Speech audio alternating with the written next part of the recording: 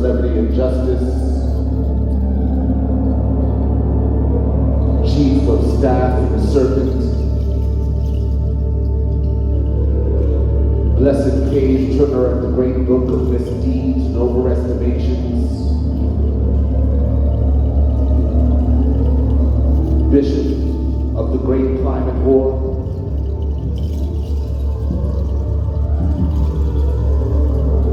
minister of the deteriorating sky,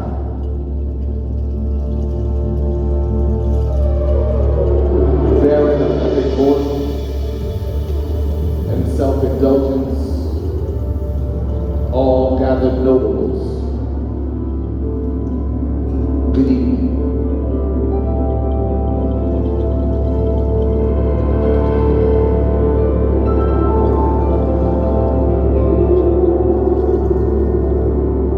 We have gathered under the guise of music to convene a meeting, to conduct a ceremony. Perhaps it will be a ceremony like the one that Jean-Jacques Dessalines attended the night before the Haitian Revolution began.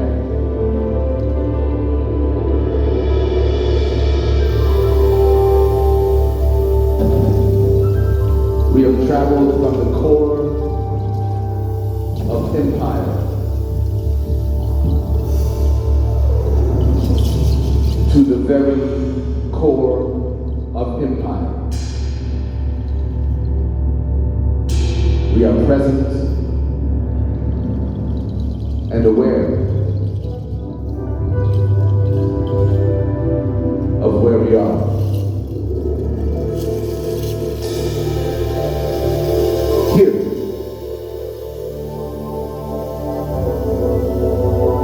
Here in the home of the first multinational corporation. Yes, here. At a time when the world is overwhelmed by multinational corporations, we are here.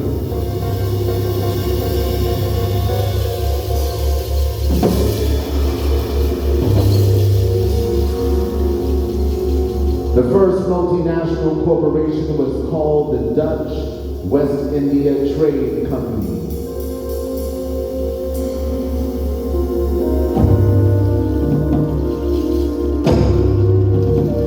This was during the golden age of the Netherlands. And when those Dutch settlers arrived on the island of Manhattan, and encountered the indigenous of that island, the Lene Lenape. The Lene Lenape welcomed them. They sheltered them. They fed them. They introduced them to the three sisters, the crops that were grown on the island of Manhattan. And these representatives of the Dutch West India Trade Company, they fell in love with the island of Manhattan. Yet, they had come from a so-called civilization that had determined that people who did not have a practice of private property were somehow savage. And they decided that they would concoct a way to purchase the island of Manhattan from the Lene Lenape. These Dutch settlers offered the Lene Lenape a modern-day equivalent of about $25 for the island of Manhattan. The Lene Lenape, the indigenous of this island, they received this offering of dead currency in reciprocity of the many gifts that they had given the Dutch settlers. Yet these Dutch settlers became upset that after they had given them this dead currency, the indigenous, the Lenape, continued to live there, to hunt there, to raise their children there, to share the land with the Dutch settlers that they had welcomed. This upset those Dutch settlers, and they decided to build a wall. Those Dutch representatives of the Dutch West India Trade Company decided to build a wall on the island of Manhattan. It was a 12-foot wall with powders where they could shoot at the indigenous to try to scare them from the island of Manhattan. It was an apartheid wall. It was a wall that was built to keep the indigenous out. An apartheid wall. A wall much like the wall that spreads across occupied Palestine. A wall very much like the wall, the invisible wall that separates the global north from the global south, the global north from the global majority. This was a wall of racial capitalism, a wall that symbolized Black death and indigenous erasure. Now these Dutch settlers, the first thing that they decided to develop within this wall was a marketplace, a place of exchange where they would sell colonizer or settler goods, first being weapons, tools, horses. You could buy or rent slaves. They developed this market within the confines of the wall on the island of Manhattan, under the buttonwood trees. Now, as I'm sure you know, the Dutch were eventually defeated by the British. And those walls on the island of Manhattan, which were the walls of New Amsterdam, became the walls of New York. That marketplace that those Dutch settlers developed within those walls under the buttonwood trees, that marketplace still exists to this day. It went from being the New Amsterdam Exchange to the New York Exchange to the New York Stock Exchange. And it is still as deeply rooted in Black death and indigenous erasure. Now that wall, the wall that the Dutch settler built, that wall no longer exists. The only thing that remains of that wall that was built to keep the indigenous out, that apartheid wall, the only thing that exists of that wall is a line of markation that tells you where the wall once stood. It is called Wall Street.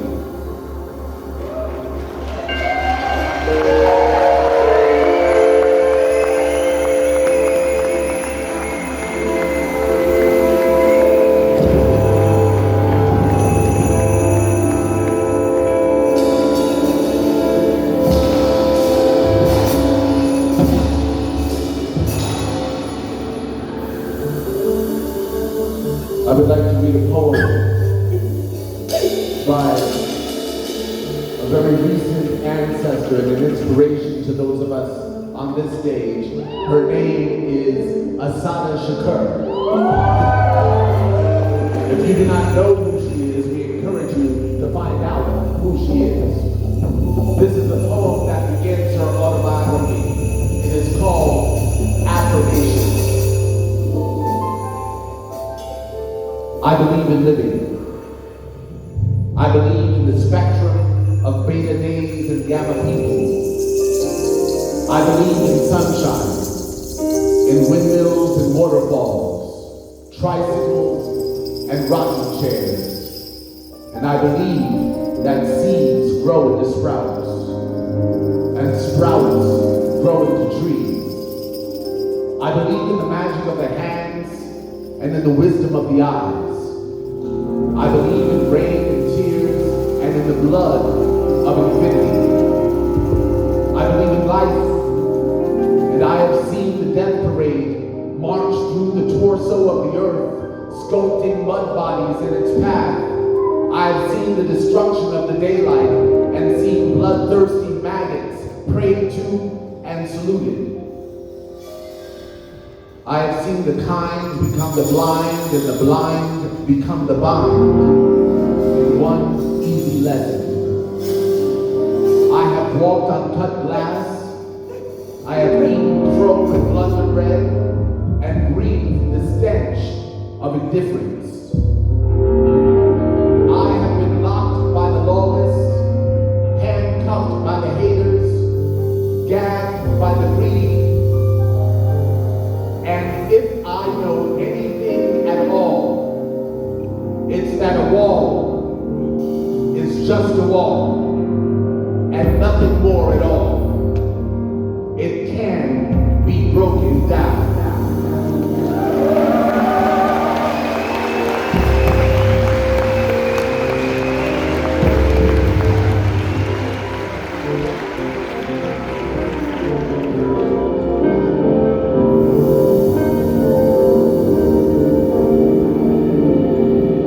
Hacking the dietary sustenance, tradition versus health.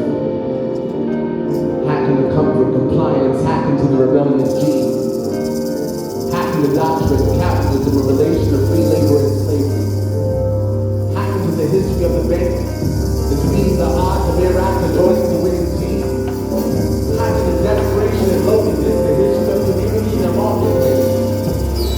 Hacking the land rights and ownership, hacking the business law, proprietorship. To embrace and bleed, hacking the forms of government, systems of control, the relation to suffering and suffering,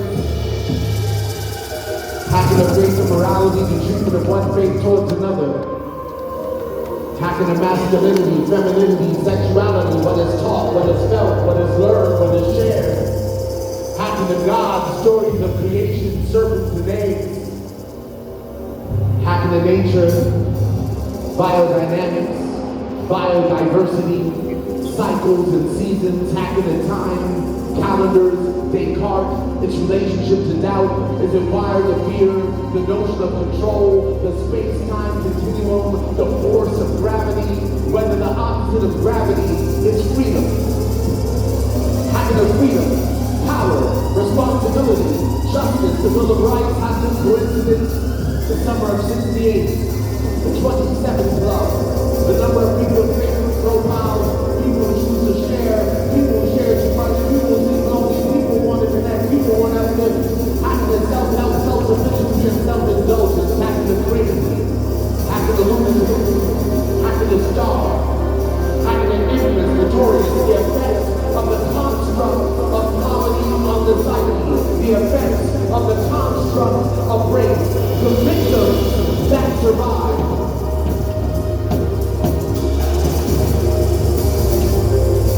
There is a panel marked survival. 3 simple copper wires coiled around an orb, hacking the orbit, equatorial landmines, useful and precious metals, coated as cotton. Hacking the hazardous, nuclear, blue-clear, cloud forms and fish farms, cow farts and pig shit, hacking the horse, industrial, digital, hacking the code. Use your instrument as metaphor, harness your craft, hacking to the mainframe, inspection, definition, dogma, and duty, hacking the destiny, hacking the dream, subtext and subconscious, hacking the heart, cardio, Congo, but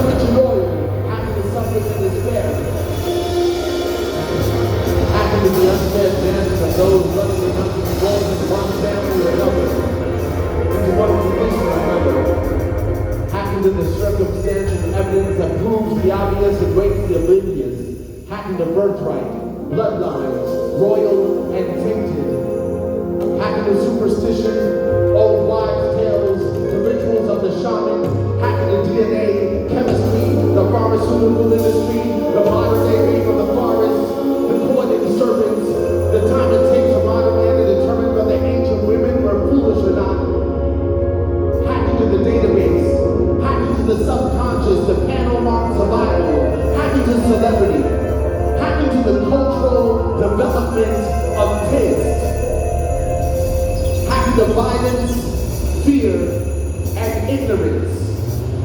How are they linked?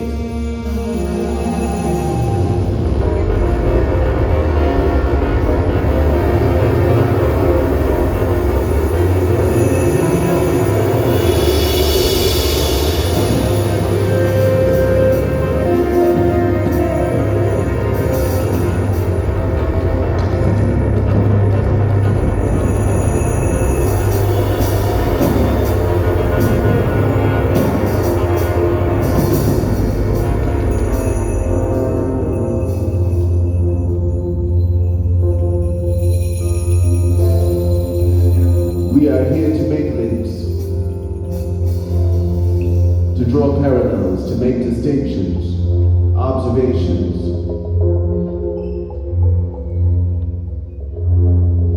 What we have observed is that perhaps there is no time like the present.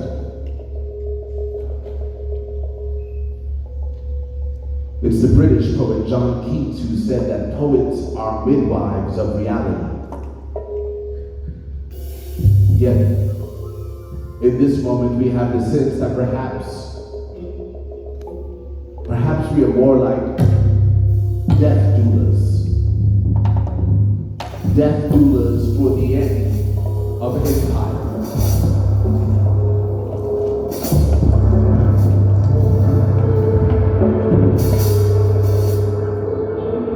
What we are certain of is that it is more than our governments that are complicit in genocide.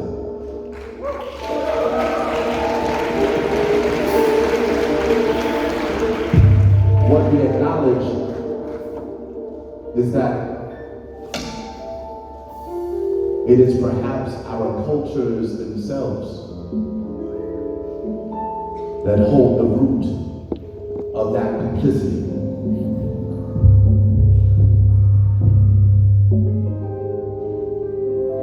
That unsaid sense of superiority that is taught and handed down. Even as we gather in this moment, and we think of the mothers and children, brothers and fathers, who have lost their lives in Sudan, in this moment. We think of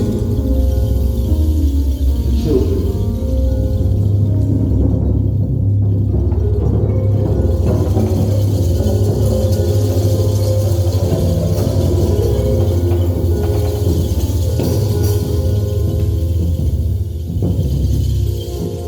What is true of this moment, and perhaps it is the truth that you share with me, is that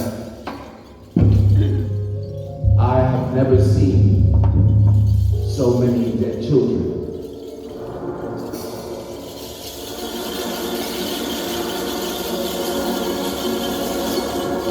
Count fingers, count toes, count blessings. The murderers they took no count of. It's how I learned to count.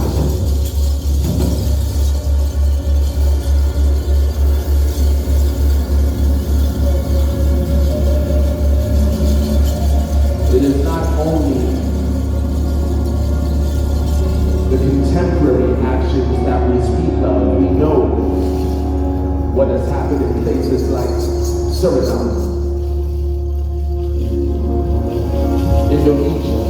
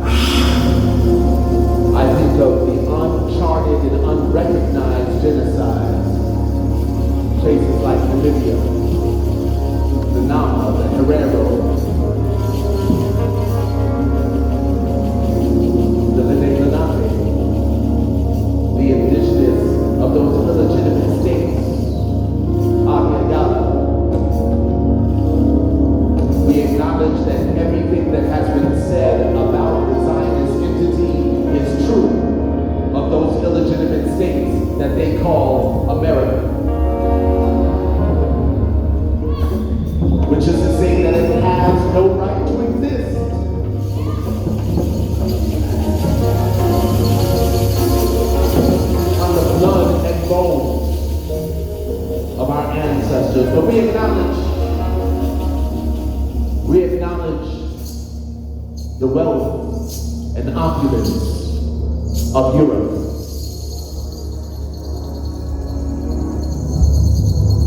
We acknowledge that opulence and wealth, the millions that were made off of slave ships that were sold by this country, for example. I don't know what they teach you in your schools. Nothing. Sounds like they teach you exactly what they taught me in mine.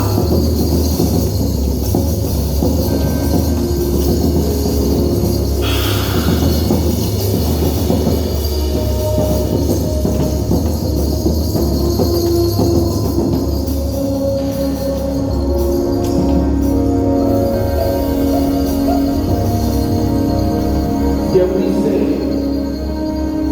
we say land back and abolition.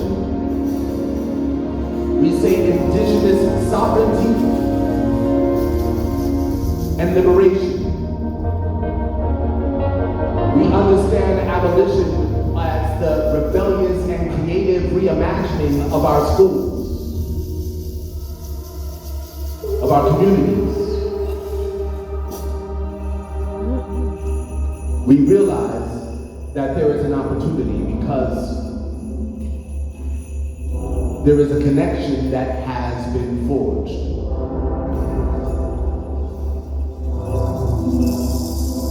To that which we have all borne witness to.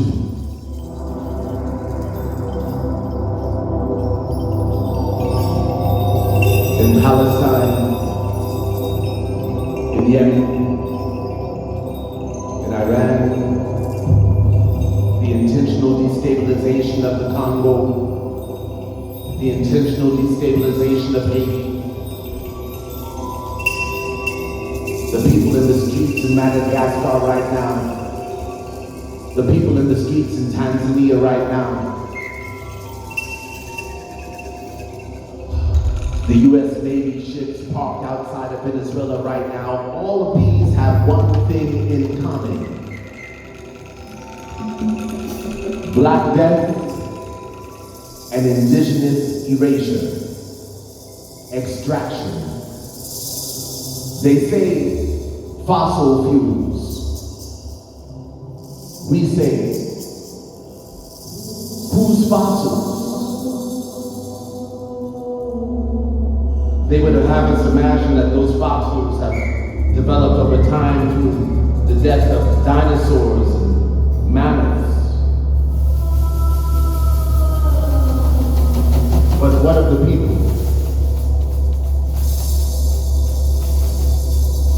What of the people? Those over 10 million killed in the Congo for the rubber in the tires of our cars. Our daily comforts. Oh, I can't start my day without coffee. Where does the coffee come from? I like a little sugar in mine. Where does the sugar come from? Oh, I love chocolate. Where does the chocolate come from? Oh, I drive an electric vehicle. Where does the lithium in the battery come from?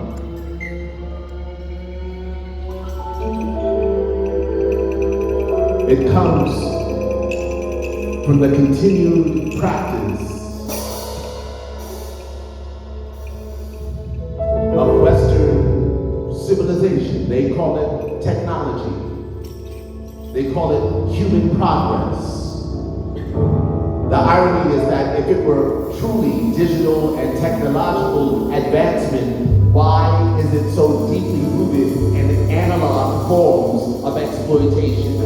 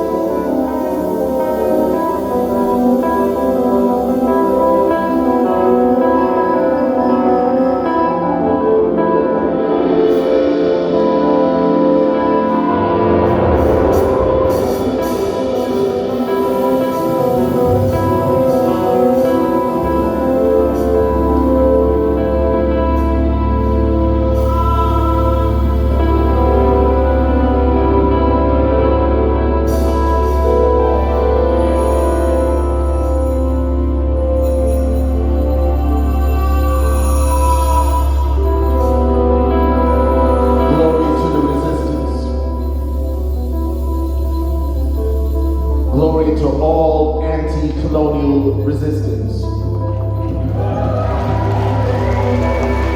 Glory to all anti-capitalist resistance.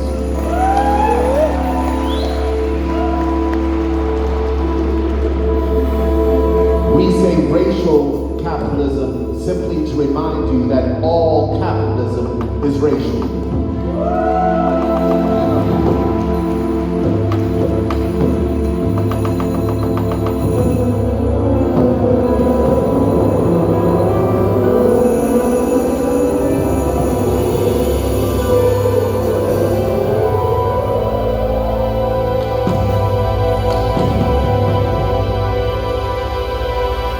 It is not simply a matter of the exploitation of workers. It is a matter of black death and indigenous erasure.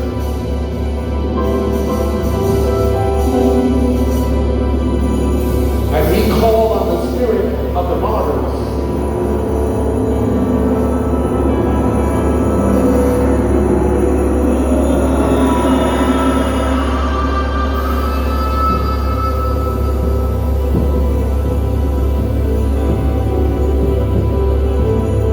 Them to inhabit us and to inhabit this space.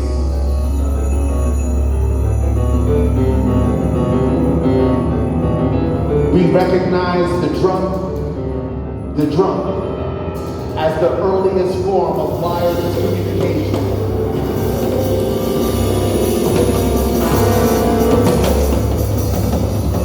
This is why in those illegitimate states they banned African drums. They banned them. Why? Because they realized that we were using them to communicate, and they feared rebellion.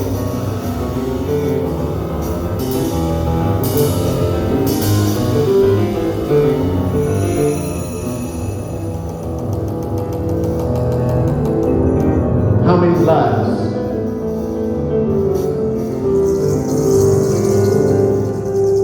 How many more lives will it take?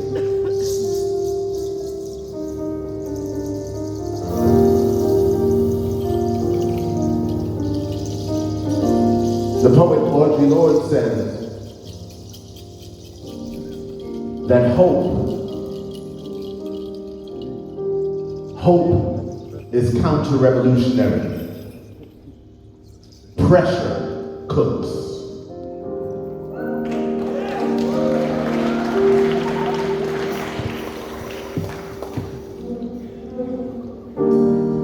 So how do we apply pressure? Clearly, the most obvious way of bringing a machine to a halt would be by withholding our labor globally.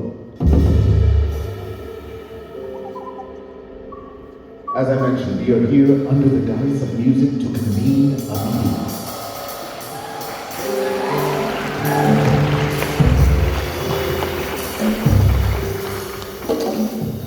Perhaps we're here to remind ourselves of the role of music.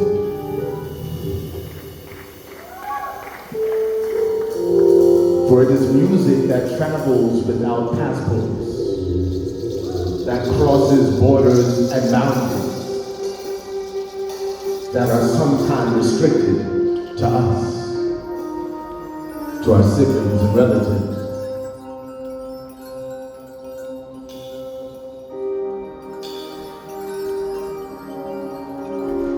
You know,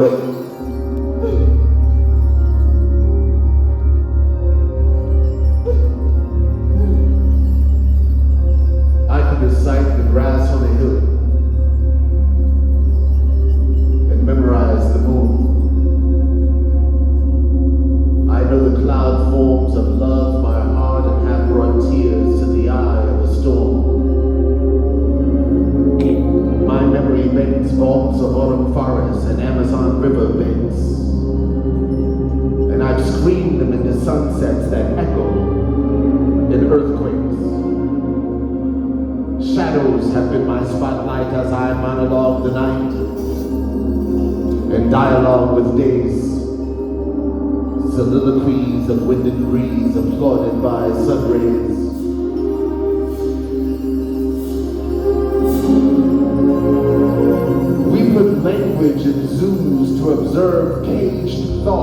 and tossed peanuts and P-funk at intellect. And motherfuckers think these are metaphors. I speak what I see. All words and worlds are metaphors of me. My life is altered by the moon, footprints written in soil. The fountain pen of Martian men noveling human toil. And yes, the soil speaks highly of me. When the earth sees, with me, poet, tree, and we forest forever through recitation. Now, maybe I'm too serious, too little here, to matter, though I'm riddled with the reason of the sun. A stand-up comet with the audience of lungs. This body of laughter isn't with me or at me. You more or less human, though gender's mute. And the punchline has this lifeline at its root. I'm a star, this life's the suburbs, I commute. Make daily runs between the sun and earthly loop. And raise my children to the height of light and truth. If I could find the spot where truth echoes, I would stand and whisper memories of my children's future.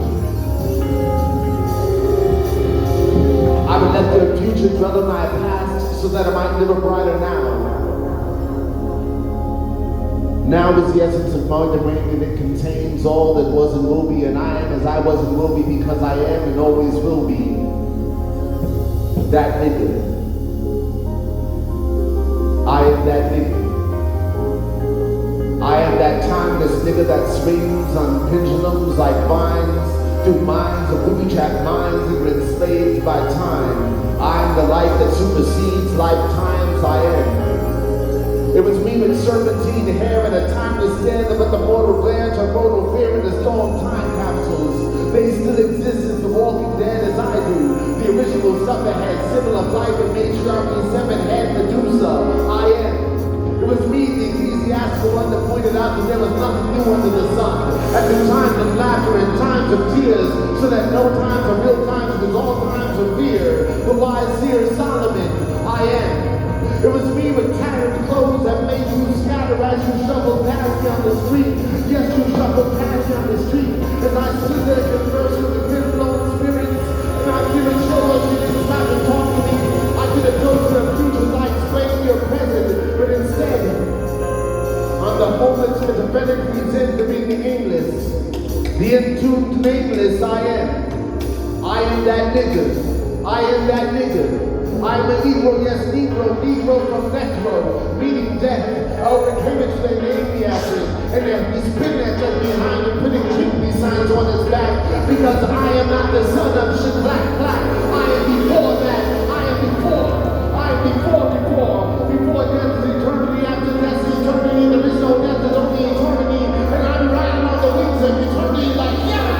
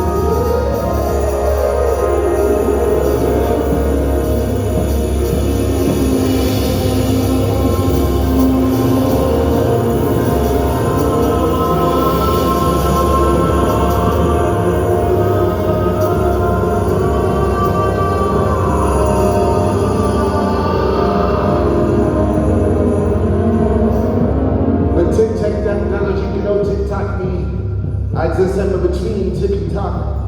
Dodging it like double dutch, got me living double time, but I was here before your time, and my heart is made of the quartz crystals you be making clocks out of, and I be resurrecting every third like tick, tick, tick, she clap, clap. No, I won't work a 9 to 5 because I'm setting suns and orange moons, and my existence is this. Still yet ever moving, but I'm moving beyond time because time binds me and can set me free. And I'll fly when the clock strikes me.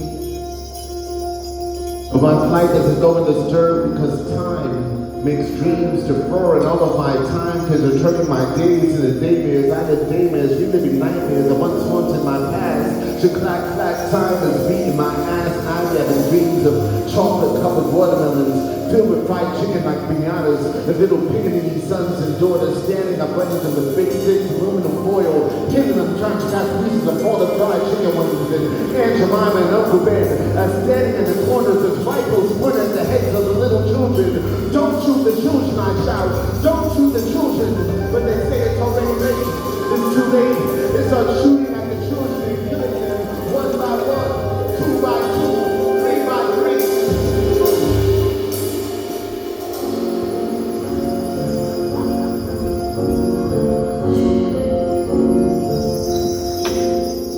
I've never seen so many dead children.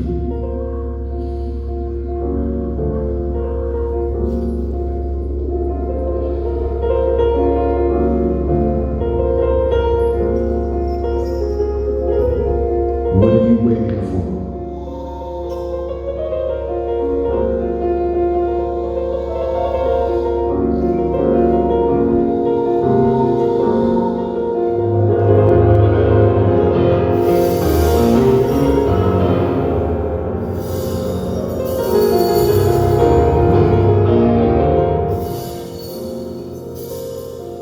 Perhaps it's more like the ceremony that Jean-Jacques Dessalines attended the night before the Haitian Revolution began. A revolution that Haiti has been punished for ever since.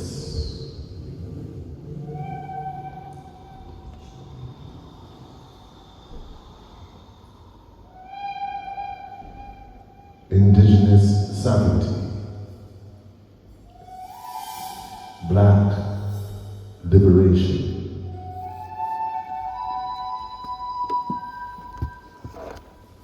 It is not merely a question of freeing Palestine, or freeing Sudan, or freeing Congo. It is a matter of freeing yourselves from your own indoctrination and the propaganda that you are fed every day of your existence.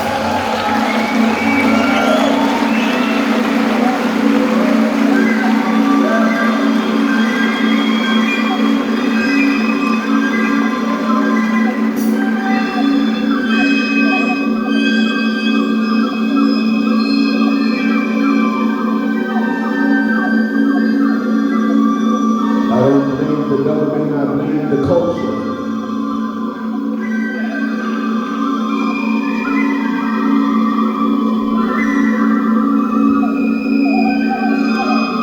We are calling on the spirits of the ancestors.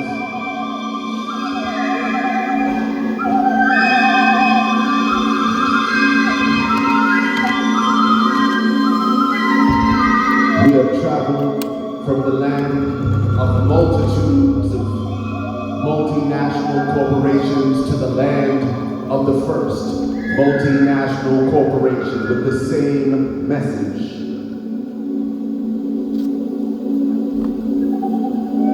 A wall is just a wall,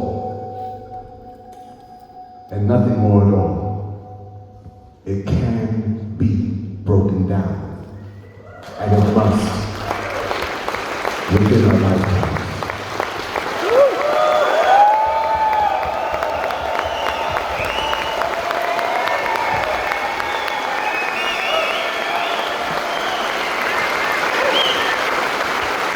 I'd like to introduce you to my brother, Carlos Niño.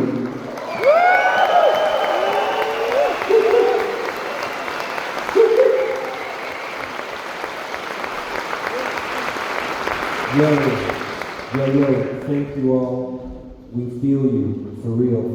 We've been on tour for 6 weeks, and this is our last concert. We're gonna take a little break, tend to some things, and so it's a big deal getting here and sharing this space with all of you. So thank you all. Thank you all very much.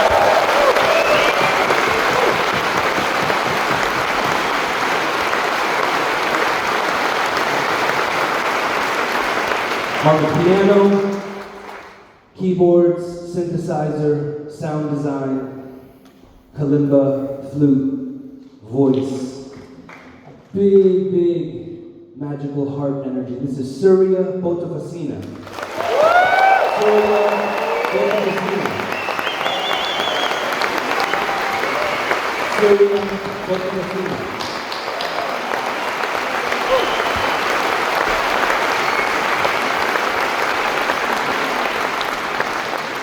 Up there is Zach Pruitt. He's been on the road with us the whole time. Engineer, friend, tour manager. Do we have time for one more? We're good. I got you. Yeah, you do. Fuck. Saul Williams. Saul Williams.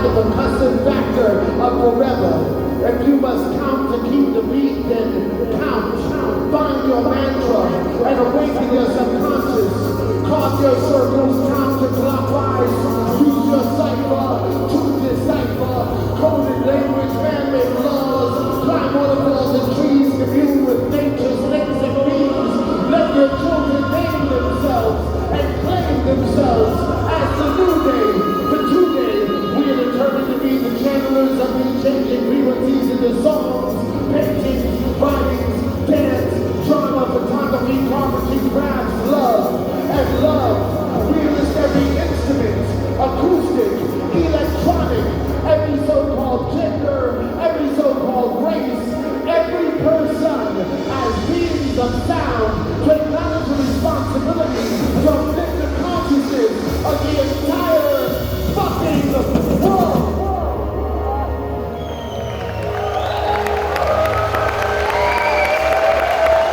Thank you very much. One more time for Carlos Niño.